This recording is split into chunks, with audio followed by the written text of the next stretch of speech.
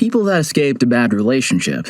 What's the first red flag you ignored that would have saved you a lot of time if handled? She was an influencer. I don't use social media, but she's a fire spinner and has tons of thirsty photos in there. She also has a lot of hot and promiscuous friends on there and likes all their thirsty photos.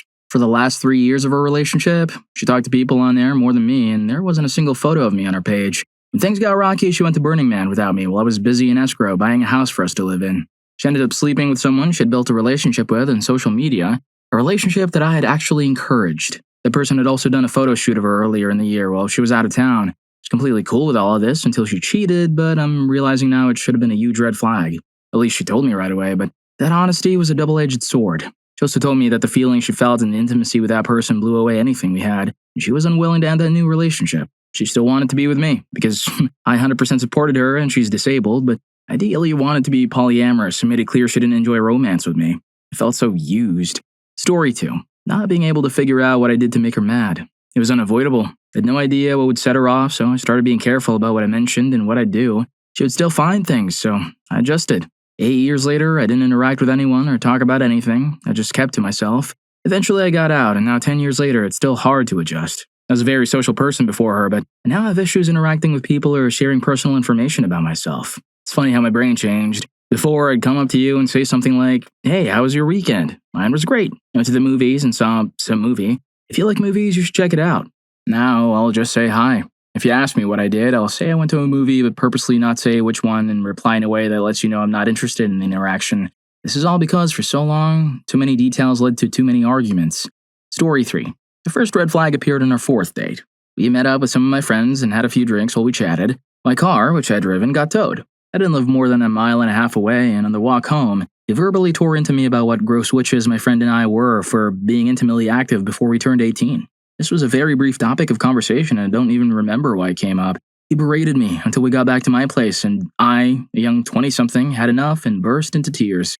I didn't have a car, and I didn't have the money or the means to get mine back from the tow lot, so I also didn't have enough to pay for his Uber home. Once I was in tears, it was as if a switch flipped. He instantly went to comfort me as if he wasn't the reason I was so upset. It was the start of many years of emotional cruelty, and I wish I had ended things that night and saved myself from so much psychological turmoil. Story 4. She lied. I could always tell when she was lying. I had a fairly good BS detector, and she was so into me that she thought lying to others would prove she was smart enough for me. For some reason, I thought it was kind of cute and free-spirited. I thought she would never lie to me. At first, she never did. I would watch her lie to everyone else and slowly tried to help her see that all it did was make her life more difficult. She was trying to change, and we were working on it. Then she never lied about important things to me. We were working on it, and she wanted to get better. Then she betrayed me. When confronted with a heads up that I knew what was going on, she lied about it at each and every step of the way while I kept incrementally showing more proof of exactly what I knew happened. So when people show you who they are, believe them. Story 5. Me. I was the first red flag. I was a terrible person who took a wonderful, driven woman and ruined her. I made her nearly codependent on me. Then the cycle reversed. I needed help from mental health, and she was so dependent on me that I had no support for my needs. I ruined her, and that almost ended me. We divorced, and we're both much happier, healthier, and friendlier now. She's regained most of what I ruined, and I became humbled and less of a trash bag of a person. Story 6. I was 17 and he was 35. I was so thrilled to be seen as more mature for my age, which is something you should be aware of if it comes from someone older than you who's not your family, now to think about it. He gaslit him into thinking I was in a relationship with him, but that he wasn't in a relationship with me. This was obviously just a way to have intercourse with other women, but a stupid teenager didn't even think he would do something like that. Then he started asking me to watch me having intimacy with other men and occasionally take videos of that. That was my first relationship, so I thought this was normal. I had to go through therapy and everything else. Story 7. Getting calls and texts in the middle of the night, demanding I come over, then stacking furniture to block the front door to prevent me from leaving while I slept. The intimacy was amazing. I think that's why I ignored the early signs of insanity, but when she tried to spike my drink one night, I called it quits. It was honestly fun while it lasted, but I was on edge, thinking I might wake up with passing away or something. Story 8. At the time, we had been dating for a few weeks. He left me in his apartment to deliver a package to his boss. Meanwhile, his roommate asked if I wanted McDonald's, and I said yes. I asked for a small hamburger for myself and some fries for my boyfriend since I knew he didn't like McDonald's. We had agreed on making hot dogs, so when he came back, I looked at him while eating the hamburger, feeling a bit bad, but he just laughed. Anyway, I made him the hot dogs and we ate together. He said it was okay. Later, we were alone in his room. He hugged me, but it was very tight and started to hurt. He told me, angry but calm, that I should never do something like that again. Not do what I had promised. I said I was sorry, but he kept hugging me. Then he told me he would be really angry next time. Now I understand that he would always get passive-aggressive or violent with anything I did wrong. Story 9. He was completely unable to stop his ex-wife from triangulating herself into our relationship at every opportunity she had under the guise of being a best friend with an abundance of love. I'm talking about things like trying to have a nice group dinner at the 2-month mark when she suddenly demanded we talk about engagement rings and whether or not we were aligned in having kids. There was a lot of weird and invasive trespassing, repeated provocation, baiting behaviors, minimization, and gaslighting. He enabled all of it by taking a passive backseat and only offering placating words with no action. Of course, it got way worse, and eventually I understood there was a horrible codependent dynamic between the two of them, and a lot of crazy-making behaviors that brought about the worst chapter of my adult life. I made the mistake of reacting with grace and compassion, but should have run at the first what the heck moment. I needed to turn that compassion toward myself first and foremost. Lesson learned. Story 10. I went to take a shower. It took an hour, as shower for me is also a code word for toilet, teeth, and skincare. I went downstairs to make a sandwich. He told me to text him right when I came out of the shower, but my hands were wet, and by the time I was downstairs, they were dry. It was only 30 extra seconds. When I texted him, he scolded me for texting him downstairs, even though I told him that it doesn't make a difference. He then scolded me for taking an hour, which is normal for me. He said I probably was cheating, as he saw in his corns about girls saying they're gonna shower, but actually being in the shower with another dude. Should have left at that moment. Story 11. The book, Why Does He Do That? By Lundy Bancroft is a great resource for you to learn about the different types of tactics that mistreaters use. It will help you see your current relationship as following any of the patterns described. If your relationship doesn't match any of the archetypes or bits and pieces of the other types, you're still not worse off for having the knowledge. If the information does coincide with the way you're living, there are also a couple of chapters on how to get out safely. I wish you the best of luck, and I want you to know that you deserve to be with a partner who's going to love you, cherish you, and treat you as an equal, rather than being with someone who's going to control you. Be it how you dress, your finances, what you can do, or who you can see, you deserve so much better, and we're here rooting for you. Story 12. We had a significant misunderstanding right at the beginning of getting to know each other, where he attributed a whole lot of extra meaning and significance to something minor that I did and got all upset about it for days and days. Never asked me about it or initiated any kind of discussion. It was just super rude one day, and I was left wondering what the heck I had done to be treated like that. Eventually, he came back once he cooled off, and through a casual catching-up conversation, realized that he'd been seriously mistaken about the event and that it hadn't happened at all like he thought it had. I felt like a serious schmuck and apologized, and since I'm a pretty forgiving person, I agreed to continue dating him. In retrospect, I shouldn't have. That pattern would repeat through our years-long relationship. Massive projection, misreading things, and misunderstandings that were always somehow my fault until it was discovered that they were my fault or even what had really happened. It wears in a person over time. You can only apologize so much before you begin to apologize for just existing. Story 13. This isn't personal, but in a business relationship, the red flag was religion, specifically Christianity. In the last 15 years, two people in different situations tried to screw me over, not in a mild way. One tried to con me out of tens of thousands of dollars. It was only a random mistake with someone who worked for them that made me think something wasn't right. As soon as we dug into it, we found so many illegal things. It was outright embezzlement.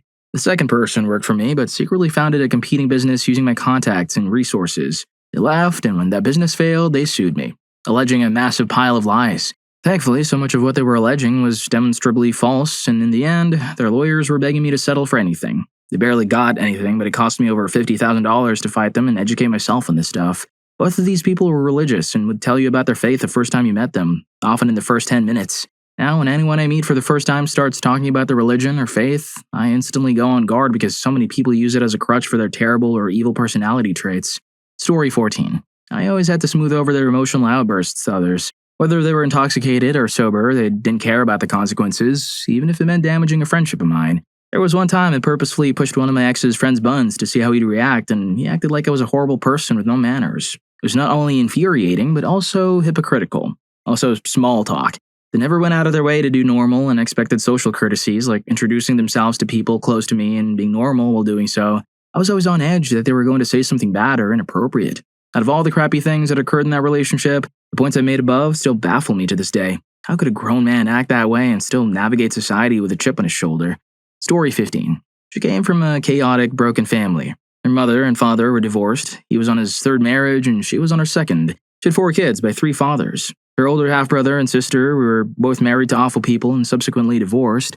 Despite this, she had a good head on her shoulders and was very well adjusted. The problem was that she had never been exposed to anyone who could make a long-term relationship work, nor had she ever seen anyone work through relationship conflicts. She'd never been given any reason to believe a relationship would last. But a good few years, but when she started having negative feelings, she didn't know how to communicate them. Instead, she just gave up entirely on the relationship, even though the issues were pretty normal and reasonable relationship problems, which were, to be fair, mostly my fault. I don't know whether or not we would have been able to work through them successfully in the end, but we didn't even try. Part of me wonders if she was afraid that we could successfully work through our issues, because if we could, maybe her parents could have worked through theirs.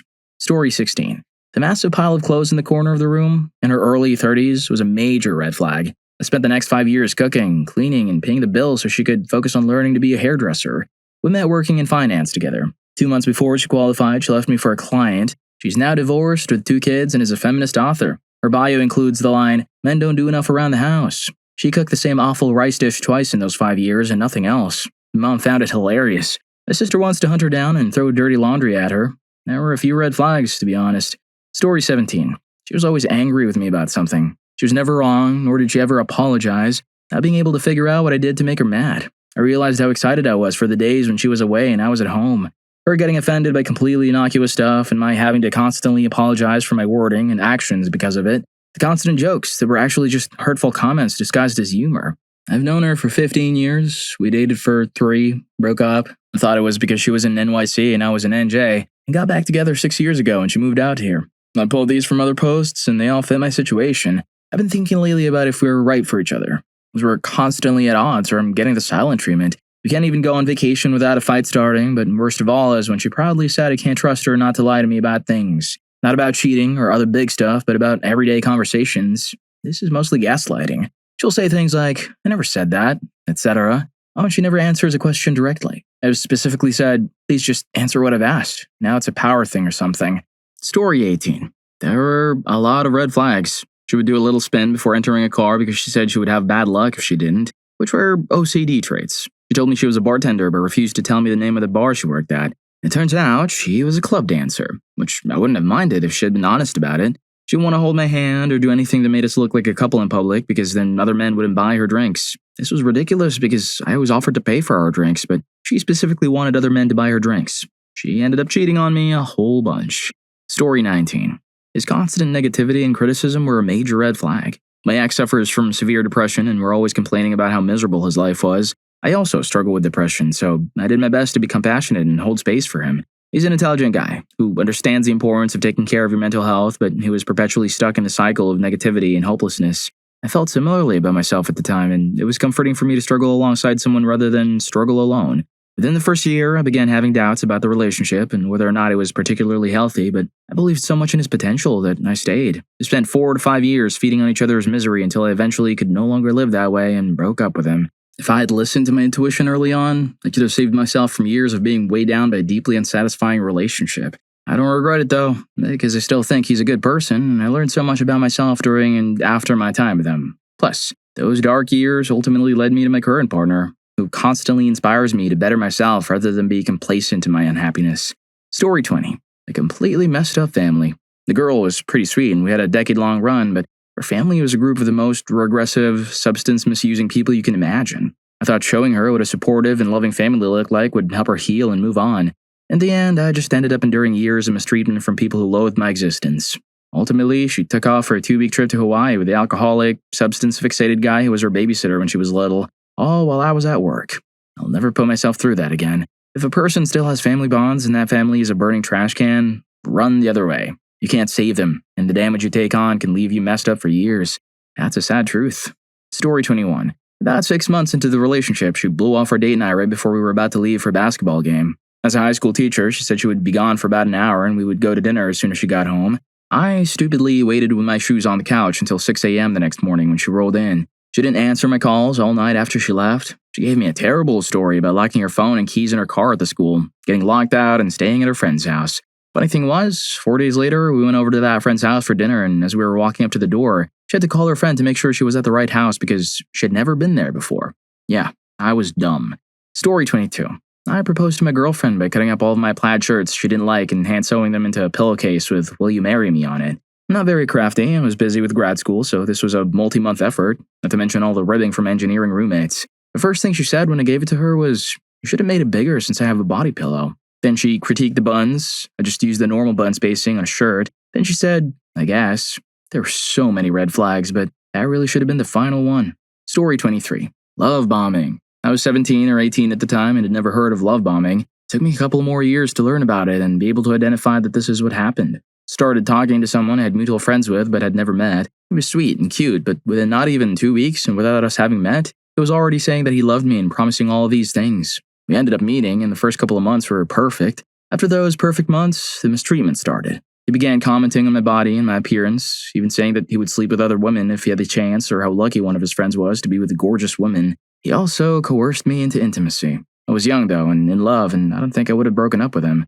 In fact, the only reason we broke up was because he got me pregnant. I don't think I was someone he actually saw being with long-term, despite what he told me.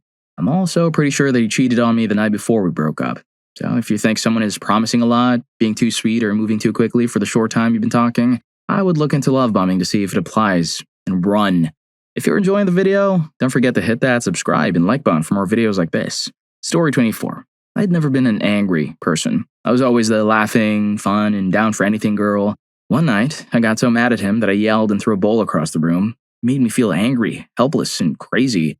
I wish I had left that night. Instead, I stayed for a few more months, even as he cheated, punched holes in the walls, left me stranded at his brother's wedding on the other side of the state, and told everyone he was caring for me because I was depressed, which wasn't true. One day, we were watching his old high school soccer team play. He didn't know anyone on the team. He was just obsessed with high school, and he started screaming at the players for being bad. They'd never even played soccer. It was then that I realized I would never feel safe leaving my kids around him, which meant I could never have children if I stayed with him.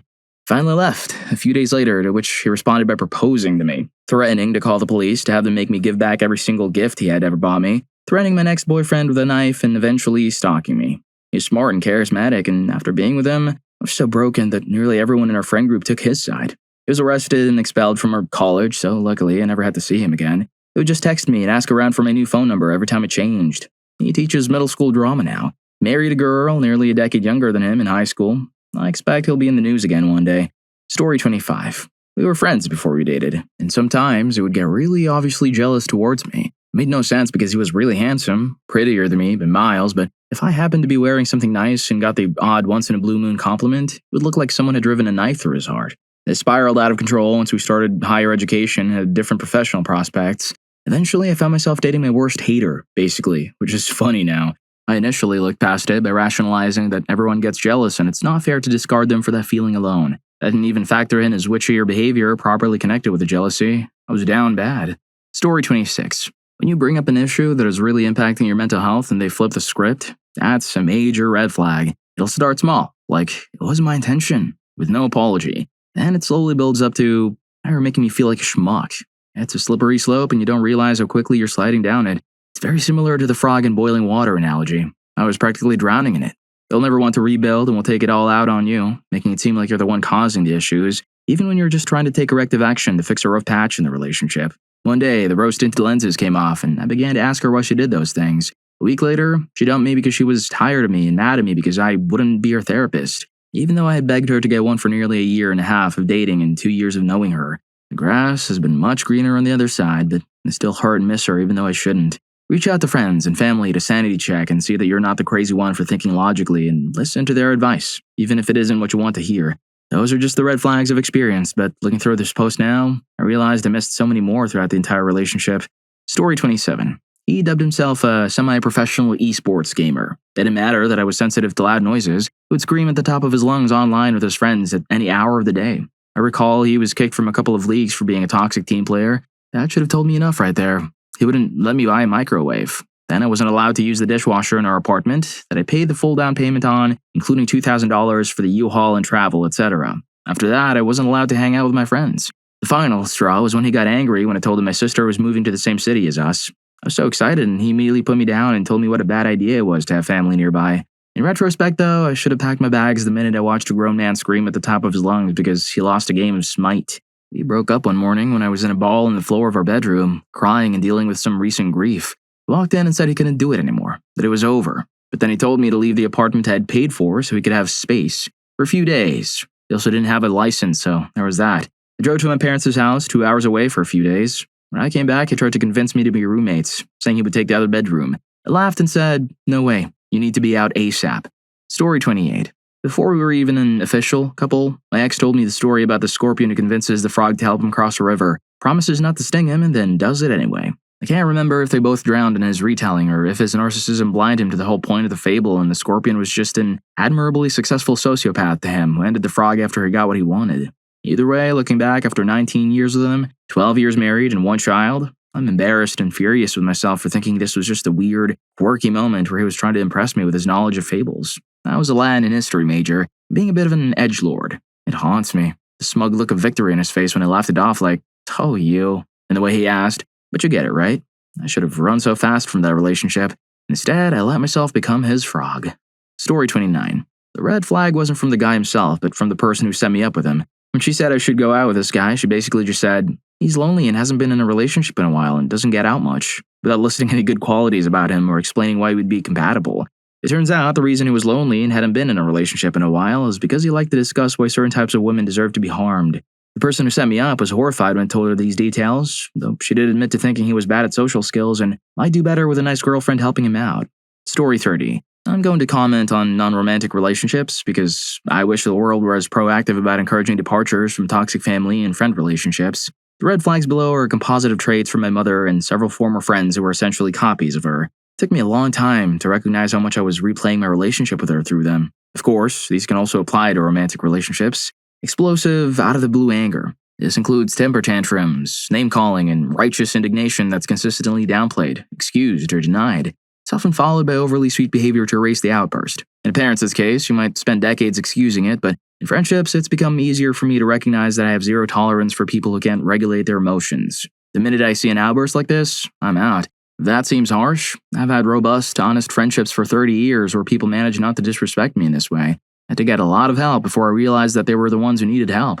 To be clear, no diagnosis, trauma, or circumstance makes it okay for someone to use you as their punching bag, ever. If they act sorry but can't verbally apologize or take accountability for their actions, that's also a very bad sign. Black and white thinking. This goes hand in hand with the above. If someone isn't open to other points of view, to a reasonable extent, can't calmly hold opposing views in their head, or constantly demonizes and scapegoats while putting others on a pedestal, it's a bad sign. Lack of reciprocity.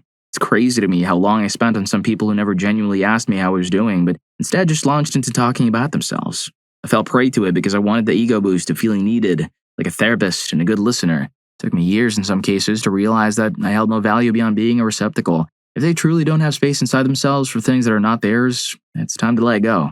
Helplessness. This isn't about regular vulnerability or having a bad day. I'm talking about a total, all-encompassing passivity and sense of defeat. It's a lack of problem-solving, initiative, and an inability to suggest solutions to their own problems. This invites a deep codependence, making you feel like a scaffolding they build their whole sense of stability on. Have I, at one time or another, displayed these traits? My biggest fault was probably number 3, a lack of reciprocation. However, I have been generally vigilant about numbers 1, 2, and 4 because they're what I suffered from most while growing up. Story 31. Refusing to accept boundaries and playing stupid was a major red flag. She spent all the cash I had in my food envelope on Halloween decorations after I explained that I was going to spend every cent on groceries to feed us until payday. She told me she and her friend had discussed it and decided it would be okay. She wore a studded belt and pants into my friend's new car, which had leather seats. This was after being asked not to, as there was no way to avoid damaging the seat. She changed her pants, but we couldn't see the belt under her hoodie. When she slid across the seat, she shredded the damn thing. My friend was devastated, but said he would be fine with an apology since he agreed that maybe she thought the long hoodie would protect the seat from the belt. Instead, she looked both of us in the eyes, laughed, and said, No, I didn't do that. She got a dog when we were about to move from our roommate's house to a trailer. The park didn't allow dogs, and she knew that. I dealt with her nonsense for about 9 years before I bailed. I realized I'm not bisexual, just gay, and dumped her the Friday before Christmas. Within minutes of me driving away, she was posting online that I was cheating on her and that she had caught me, along with all sorts of other stuff. All the while, she was messaging me that she knew she was lying but was upset. When I went to pick up more of my belongings, she started screaming at me, so I called the cops. She tried to call as well and claimed I was yelling at her. I have autism and tend to get into bad situations, and mistreaters seem to find me. I'm happily single and will be remaining that way for the foreseeable future. I've learned the language mistreaters use and their methods. I know when a person ignores me in front of everyone but acts really interested when we're alone, that they're doing it for a reason. When I'm in a long-term relationship and I'm the only one going to work every day and paying bills and they just start praising me nonstop when I bring it up, there's a reason. Story 32. I think one of the first red flags was the way her family acted. Her parents had an adult son living at home whom they treated terribly, ordering him around and talking about him as if he weren't there. Once or twice they tried to order me around as well. I complied a couple of times just to keep the peace, but then I put my foot down and started to refuse and they stopped. After a couple of years, her dad went back to ordering me around. It turned into a real argument a couple of times, and I started to find any excuse not to visit. After a few years of dating and a few more of being married, I started to realize she had gradually conditioned me to accept the same treatment from her. It had been so subtle that I hadn't noticed. I gradually grew more and more miserable, so we went to couples therapy at my insistence. I cried, largely about how miserable and alone I felt, and she sat there with no visible emotions at all and talked about how she needed me to do more chores. The therapist bought into the stereotypical husband who doesn't contribute around the house narrative, which was rubbish in this case, though I'm sure it's very real in many cases, and persuaded me to agree to take on a bunch of extra chores. I was so miserable and it felt so unfair that I spent a month recording exactly how much time each of us spent on chores around the house. I spent around 15 hours per week, most of which weren't new. Maybe one of those 15 hours was the new chore I'd agreed on. She spent about 2 hours and complained about every little thing she had to do. For context, I was the primary income earner. A few years earlier, she had switched from full-time to part-time work because she didn't have enough free time. She didn't do chores on her day off. She mostly went out with friends for brunch and so on. Other regular things, like cleaning the kitchen, were still undone when I got home from work on those days. At our next therapy session, she led with a heap of criticisms. How I hadn't done the chores to her standard, untrue, and focusing on 1 or 2 days I hadn't done them. I said I didn't mind doing the extra chores, but I would at least appreciate some company while I did them. She spent the 2 hours after work I spent on housework watching TV. She agreed to find me and make conversation now and then during that time. The therapist explained to me that men often don't notice the extra work women do around the house or the burden of having to micromanage their husbands into doing things. I pointed out that my ex didn't do anything to manage me. I just got in and did what needed to be done without ever being asked. My ex refused any more therapy sessions on the grounds that it was eating into her opportunities to have brunch with her friends. That was the moment I knew it was really over. In hindsight, I have no idea why I didn't realize that much sooner. After a couple of weeks of her still leaving me alone while I did housework, with occasional reminders from me that I'd appreciate some company even if she wasn't helping, we got a notice from her landlord that she was selling the house and we'd need to move out. I told my ex that I was getting my own place for a while and she would have to find her own place, at least for a year or so while I worked things out. I said we could revisit things once I had worked through how I was feeling. Living alone was wonderful. I spent less than a third of the time on household while still staying on top of it all, and suddenly I actually had free time. I stopped contacting her fairly soon and she never bothered contacting me. I saw her a few months later getting out of her car and it was full of rubbish. Some actually fell out when she opened the door and she ignored it. I hate to think how she's probably living without her manservant, but I don't really care. I'm just happy to have left. I served her divorce paperwork after the minimum time and we split assets equally. Many years later, I'm living with a wonderful woman whom I adore. We do the housework and most other things together and I never feel isolated or miserable. Just 2 brothers and her parents are both wonderful and supportive people. Story 33. This isn't a cruel situation, but rather a net negative with someone who constantly took and rarely gave. When he left me, it felt like a dark cloud had lifted. It was so hard to see while I was in it because there were great times and I loved him, but I'm so much happier now. There were a few big red flags in the beginning, but I developed feelings quickly and had great chemistry, so I overlooked them too easily. The first was the 9-year age gap. After 4 years, it became incredibly obvious when he needed to date someone in a different decade, as he had essentially zero emotional intelligence before me. Had I known what I know now, I could have saved myself a lot of heartbreak. He blamed almost all of his dysfunction on trauma, and as someone who has also experienced trauma, I forgave and overlooked things too easily. Trauma is an explanation, not an excuse for behavior. It would make so many promises and just never follow through. They talked a big game but never made any progress. Pretty much all the upward mobility he experienced throughout our time together was because of my involvement. He would often take things I said, enjoyed, or did and try to make them his own, pretending it was his great idea. Story 34. Why do you keep leaving your phone screen down on the table? Huh? There was no reason, and the sound was on full blast. I even offered to let her look through it as I had nothing to hide. She refused. 2 weeks later, why do you have hot girls on your Facebook page? I deleted all my guy friends. Babe, I barely use Facebook. She's a friend from high school I probably haven't spoken to in 3 years. Ask her. No, I believe in trust and you're breaking mine by not deleting girls on your Facebook. You obviously still want to talk to them. My driver's license, YMCA card, student ID, and my credit card were all cut up and thrown at me with my wallet. I had stupidly forgotten it when I rushed out the door that night as I finally realized this girl had some major trust issues and I might as well leave. I left a switch in my Kindle there too, which are long gone. She was gorgeous and really cool at first. I thought it was going to be a real relationship, but someone hurt that poor girl and it cost me a fair bit of money and a lot of stress. I hope that guy's truck breaks down in the pouring rain on the way to work and it's his last strike. Story 35. The way she talked about people she claimed to love was a major red flag. One after the other, she said 3 things about her mother. She only calls her when she needs money. She used to perform for substances, but she loves her nonetheless. She never said anything else about her mother and had similar levels of what the heckness going on with the way she talked about coworkers, friends, and the rest of her family. When I broke up with her, she had become completely unhinged, making threats, gaslighting, and name-calling. You name it. Luckily, I was out of the state at the time and she couldn't actually get to me. In hindsight, I think she either has a diagnosis she didn't talk about, or she's just going through life with a serious disorder and doesn't care about it. It's scary, knowing she's a pharmacist responsible for people's health and well-being. Here are some of the other red flags I've foolishly ignored from that relationship. Isolation. She isolated me from her friends and family and also tried to isolate me from my own. Past relationships. She talked about all her exes as if they were monsters and she was always the victim or the hero. Transactional behavior. She treated people who didn't offer her value like garbage. In other words, she used people, and if she couldn't, she dismissed or devalued them. Speaking negatively about loved ones. She spoke badly about her loved ones. Sooner or later, it would have been me she was talking about. Social media gaps. She had gaps in her social media, indicating she had blocked me from seeing large chunks of it. Love bombing. She engaged in love bombing behavior. Secrecy about devices. She got nervous about me being near her electronic devices, or she kept them hidden from me. Boundaries. She showed minimal or non-existent respect for my boundaries while demanding unwavering respect for her own. Blame shifting. She was quick to dismiss her role in wrongdoing and maximize the fault of others. Hiding past relationships. Her living environment looked like pictures or photos had been removed. It's hard to explain, but pointed to her hiding current her previous relationships. Story 36. I can take a little bit from everything here and create the story of my 13-year relationship with my ex-wife. I lost friends, family members, an employer, and so much self-respect. I've been out of that relationship for over 3 years now, and I'm still gathering up the pieces. The biggest regret is the time I lost. The time I wasted taking care of someone, investing in someone emotionally, physically, and monetarily. The wasted opportunities I missed out on because of my loyalty to a true monster. Admitting that I was such a sucker is a major embarrassment. I believed she truly loved me. What a joke that was. My life has improved, and I'm so thankful that she's in my past. It does get better. It just takes making tough decisions and moving on. Well, if you like these stories, here's more. YouTube thinks you're going to love this. Catch you in that video.